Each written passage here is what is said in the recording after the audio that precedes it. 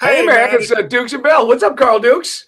What's up, man? I'm sorry. I've got a little delay here that's going on this morning, but we're good, man. Look, we got a lot to get to. Ian Cunningham's presser is today, guys. We're going to be reacting to what the general manager has to say and what Matt Ryan has to say. We'll carry it live, as a matter of fact, on 92.9 The Game, and Mike and I will be talking plenty about that throughout the course of the afternoon. We also have Connor Riley that's going to join us, talk some dogs, and obviously college football. And, Mike, we got a NASCAR guy stopping by, man. I think he was going to come in studio, but the weather kind of put a kibosh on that last week.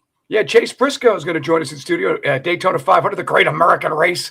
It'll be kicking off. And we're also going to talk about the race coming to Atlanta now, of course, Echo Park Speedway, February 20th weekend. So we'll get his take on the season. And they're going back to the old style for the playoff format in the end of the season, too. Yeah, I like that.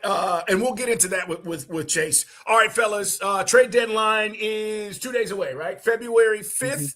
And the Hawks play tonight, but I think the big news is all the rumors coming out of the NBA. Mike, let's start with the Hawks. There are rumors out there. And look, for those who don't know, you haven't listened to me, I don't know, for the last 20 years. I am not a James Harden fan. Never have been. And when I say that, I'm not talking about disliking him. I just think he's overrated. I think he's a guy that scores a lot, but doesn't affect winning. And it's been that way throughout his career. So when you hear me talk about James Harden with disdain, it comes from a point of, here was a guy, because he's not in his prime anymore, that had all the ability to win a championship. Couldn't carry the Rockets there, scored a lot of points, won an MVP. Yay! There are a lot of guys in the league who've done that, didn't win chips. Harden, to me, has just collected checks, and he's gone from team to team to team and done the same thing. With that said, Mike, rumors about him and Atlanta potentially, trying to do a deal, and I am completely against this. And by the way, it makes no sense for where we are and what we want to do. No, we want to get younger. We don't want to take on, and that salary is massive. And everything what Carl just said, ditto. Yeah, I mean, again, he'll go to Springfield. He'll be in the Hall of Fame. He'll win nothing. But and I'm 100% with you on that one. The rumor, and that's more about him being interested in Atlanta. Then that's the thing that we're interested in Harden. So some agent puts it out, the media runs with the next, trade Hawks Harden. Anthony Davis thing's not dying though. And that makes less sense to me because, look, great. If he was healthy, if he came with a money back guarantee, sure. Then we got the front court solved. We can go to the playoffs right now. We'd be locked in. But he's not. He'll miss a bunch of games. He'll be in a suit. And that's unfortunately Anthony Davis's lot in life. I can't sign off on that. But those rumors persist, by the way. All right, fellas, what do you think? And Day-Day. What do you think? No to Harden, just for myriad of reasons.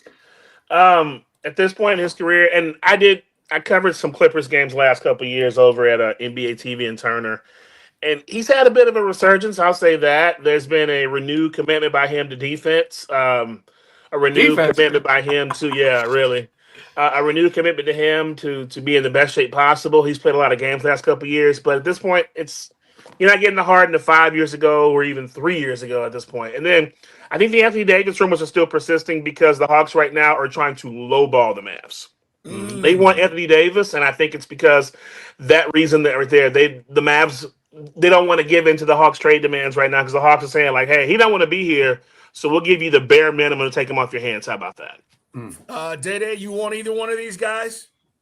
No, I don't. Harden mainly because of the fact that, you both kind of you all alluded to it, like at this stage in his career, I don't know that we have, like, we just moved on from Trae Young, who, in my opinion, you basically will be replacing him with a James Harden. Like, they're kind of along the same level as far as where they're at in their careers. Harden maybe a little further, but I just don't think he would do anything to elevate what we have with this core right now. And honestly, it sounds like that trade was really more a thing of when Trae was with the team, and it would have been more of a swap type thing. The Hawks apparently have no interest in him at all now that they've moved on from Trae.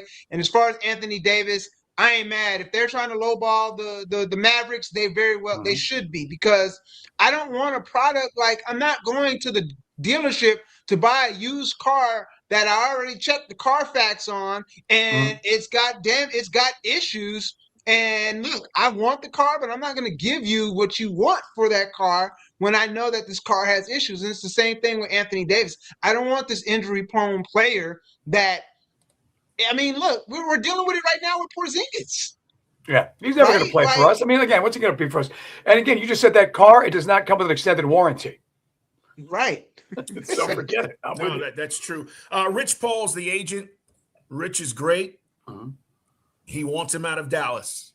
He will probably be out of Dallas. Mm-hmm. I don't know where he's going to go, but he's also the guy that orchestrated Anthony's removal from New Orleans, got him to the Lakers. I mean, all this stuff. So we'll see where it goes. Trade deadline is interesting.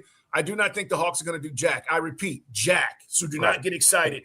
And by the way, if they do pull off Anthony Davis, I've always loved his game. Bought tickets to see him play once courtside, sat next to him on a flight to Vegas, but he's broken. So that's it. I'm just covering my ass in case we do pull off the deal, and we're interviewing Anthony Davis next week. Look, if they get him, great. Here's the issue, though. He's not durable. Anybody in the league would tell you that. And he knows that's been the argument. You can get mad all you want, player. You're not durable. So when you're on the floor, you're healthy, you're a 20-10 guy. No debating that. You're a top 5 defensive player. No debating that. Problem is, you're playing 40 to 35 to 40 games a year. It's just not enough. All right. What about this Ian press conference today, fellas? What do we expect? Is there anything you need to hear, Mike, from Ian Cunningham? Yeah, just curious how we always get hung up on the flow and who's got the more power. Is it Matt? Because the perception was you don't have to give compensatory picks to Chicago because Matt is the ultimate decision maker in the eyes of the NFL. So I love his resume. We've talked about this. He was the guy you and I mentioned from the start.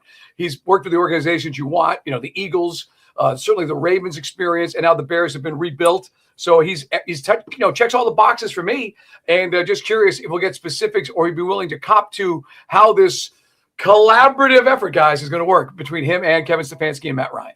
Yeah, look, and maybe, I don't think anybody's kind of said this, but this new structure might have saved the Falcons' ass. Look, by restructuring your front office, you avoided giving away picks, whether it was Matt who was the president or not. So if you knew you were going to fire your general manager, which kind of gives us a clue that this may have been in the works, how do we get away with hiring a new general manager from another team, even if that candidate is a minority candidate, and not have to give away picks?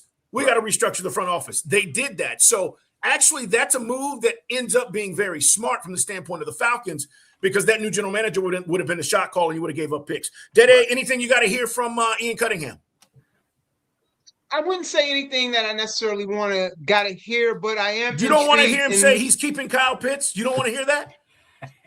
No, but I do want to hear him say that he's going to get to work. Honestly, what I think is going to happen, and again, this is just my opinion, I feel like while Matt is going to be the ultimate decision maker, I think what's going to happen is I think we're probably going to see that the situation is Ian and Stefanski work hand in hand together on player personnel decisions, and then they come to an agreement, and then that goes to Matt. And I think it's strong enough. They'll put something together strong enough that where Matt just simply signs off on stuff. I don't think Matt is really going to be so nitpicky. And I'm not saying he's not going to have opinions, but I think he wants to make it clear, like he said, he wants to let them cook. So I think it's going to be a matter of how well Ian and Kevin Stefanski work together. So maybe we hear something from Ian today and even Matt that alludes to that, like, hey, this is Ian and Kevin's show. I'm just here to give them the stamp of approval on whatever decisions they decide to make. Orrin, you want to hear him say he's bringing Cousins back? I don't need to hear that. You know what? And this is sort of weird, because we're at that point right now with the coaching staff. Everybody is upset or they're worried about just previous locations, previous stops where Stefanski in Cleveland.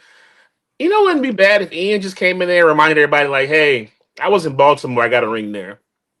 I was in Philadelphia, I got a ring there.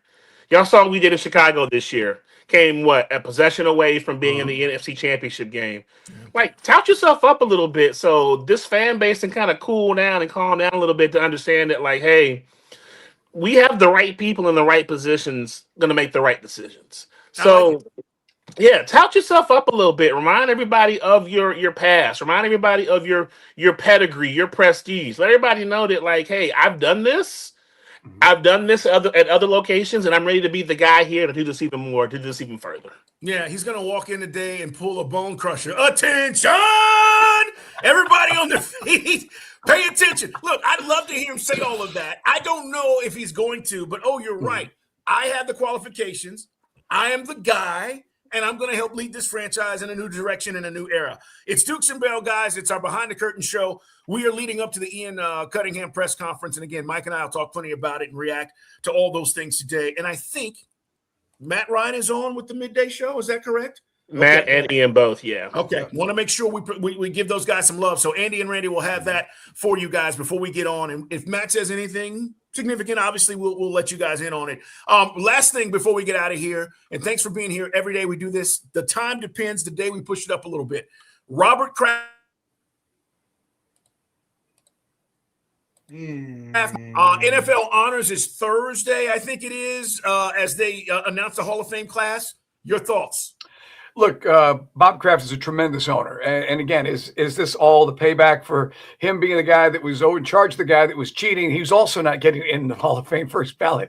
Look, him going to a rub and tug and getting caught up in that scam down in South Florida, I don't think that's a big deal. I think that's two consenting adults, although it's a bit, shading the eyes of some. I don't think the writer should be moralizing about that. Guy is the best owner. 2 years after losing Belichick, he's back in the Super Bowl. He reinvigorated that franchise. I mean, you think about it, Victor Kiam, when he owned that team, was an absolute clown. This guy took it to the highest heights. He is the best owner in football, arguably the best owner in American sports. So, again, the gatekeepers have their prerogatives and their agendas. It's silly. Day-Day, should he be in? He definitely should be in, but the first thing because I was on my bike when this happened, and the first thing I said was on the Peloton.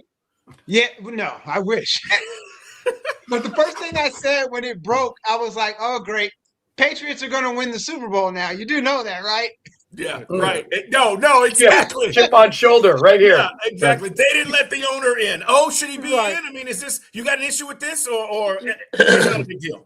Just goes back to the whole voting process again, where everybody thinks that I need to vote for my guy so my guy can get in. But Kraft is whatever he is, and Belichick's whatever they are, so they should have no problems getting in. The process is so flawed. Like, you have guys that just don't want to vote other people in just because, for whatever reasons whatsoever. So that's my main takeaway from this, is the whole Hall of Fame thing has been put under a microscope that it probably didn't want to be put under right now, and maybe there's going to have to be more changes made to it. All right. We'll get into that as well. I know people are losing their minds again. I'm with Mike. I think he's done an amazing job there. And look, part of being a great owner is hiring the right guy. Right. That's part of it. Right. Jerry hasn't done it, right, consistently. Our owner, unfortunately, Arthur Blank, hasn't done it. Part of being a great owner is targeting and finding the right guy. Gerard Mayo was given that opportunity because he loved him as a person. Won the right guy. Brings in Vrabel, you're back in the Super Bowl. You have to be able to recognize those things as you own a team, and I think he's done an amazing job of that. Right. And the Belichick thing. And fire Belichick, realizing that the Belichick had played itself out and it was go time. Arthur Blank has never had that ability to cut something off until recently with Raheem Morris. No doubt. All right, guys, we're at you at 2 o'clock. Bunch of guests to stop by. Lots of stuff to react to and talk to you as well. We want to hear from you on the phones, as we'll hear from the general manager. And I know, Mike, what's the phrase you use before we go? You've been talking about, the general manager spot as far as the decision making. I don't want to dismiss Ian Cunningham's input. I'm curious to hear what he has to say about how much influence he's going to have, and he should be allowed to be a GM. We'll see. Right. And his vision, how this team's going to, again, on the heels of Stefanski, a powerful football team, built on its strengths, run football, play tough physical football, period. Absolutely. All right, guys, we'll talk to you guys at 2 o'clock. It's Dukes and Bell. We'll see you then. Holla.